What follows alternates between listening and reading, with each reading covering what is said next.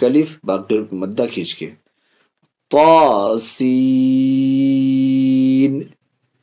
یاسین صاد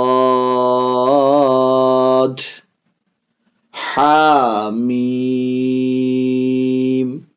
حامیم، یہ والا ملا کے حامیم عین سین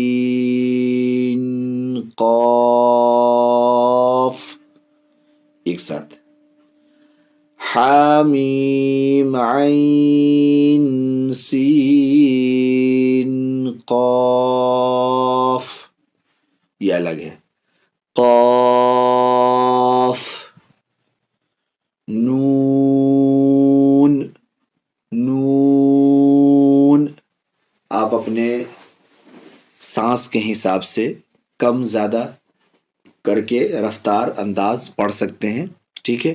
آپ تھوڑا سا اس کو تھوڑا اسپیڈی بول سکتے ہیں، الف لام میم، الف لام میم صاد، الف لام را، الف لام میم را، کاف ہا یا عین صاد، طہ طاسیم میم، طاسین یاسین صاد، حامیم حامیم عین سین قاف، قاف نون۔ تو آپ اس کو تھوڑا اسپیڈ بھی بول سکتے ہیں، ٹھیک ہے پیارے بچوں؟ امید کرتے ہیں کہ یہ سبق حروف مقطعات آپ کو سمجھ میں آ گیا ہوگا۔ اس کو ایک دوسرے کے ساتھ ملانے کا قاعدہ نہیں ہے، ملانا نہیں ہے۔ حروف مقطعات پورے قرآن میں یہ 14 ہیں، اس کو ایسے ہی الگ الگ بولنا ہے اور الگ الگ سمجھنا ہے۔ ایک بار اور پھر یہ سب دیکھ لیجئے اور اس کو ایسے ہی یاد کر لیجئے، بلکہ اس کو تو یاد کر لیجئے بالکل جوانی، پڑھنے کے لیے بھی اور ایسے بھی یہ بہت امپورٹنٹ ہے، بہت کام کی چیز ہے۔ الف لام میم،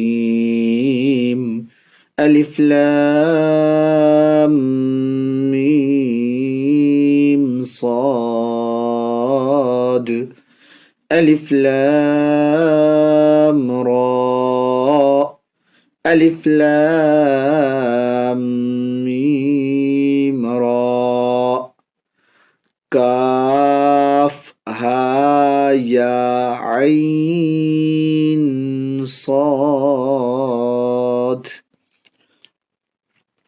طہ طہ، اچھا جیسے لوگ نام بولتے ہیں نا اردو میں تاہا تاہا، ویسے اس کو بولنے بھی لگتے ہیں، یہ طا ہے اور یہ ہا ہے، ذرا اچھے سے ڈھنگ سے بولیں گے، طاہا، طاسیم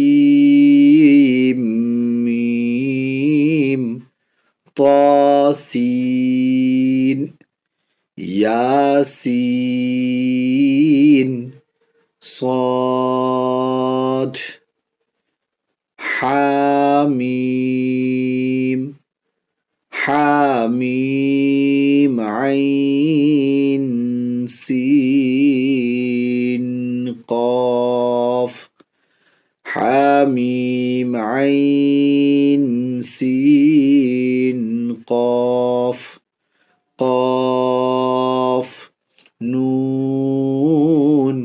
تو پیارے بچوں یہ تھے حروف مقطعات جو پورے قرآن میں 14 ہیں۔ یہ قرآن کی آیت ہے، قرآن کا حصہ ہے۔ یہ قرآن کے پاروں میں الگ الگ سورتوں کے شروع میں یہ چیزیں آتی ہے۔ تو امید کرتے ہیں کہ آپ اس کو سمجھ گئے ہوں گے، پڑھنا بھی سمجھ گئے ہوں گے، اس کے تعلق سے جو باتیں عرض ہوئی وہ بھی آپ سمجھ گئے ہوں گے۔ تو اس کو اچھی طرح سے یاد کیجئے، سمجھیے، اپنا خیال رکھیے، لائک کیجئے، شیئر کیجئے اپنے دوستوں کے ساتھ، اپنے دوستوں کو ریکمنڈ کیجئے پڑھنے کے لیے اور یاد کرنے کے لیے، قاعدے کو درست کرنے کے لیے، تاکہ قرآن اچھا ہو جائے۔ ملتے ہیں پھر اگلے سبق کے ساتھ اگلی نشست میں، تب تک اپنا خیال رکھیے اور خوش رہیے، اپنی پیاری دعاؤں میں مجھے بھی یاد رکھیے۔ اللہ حافظ۔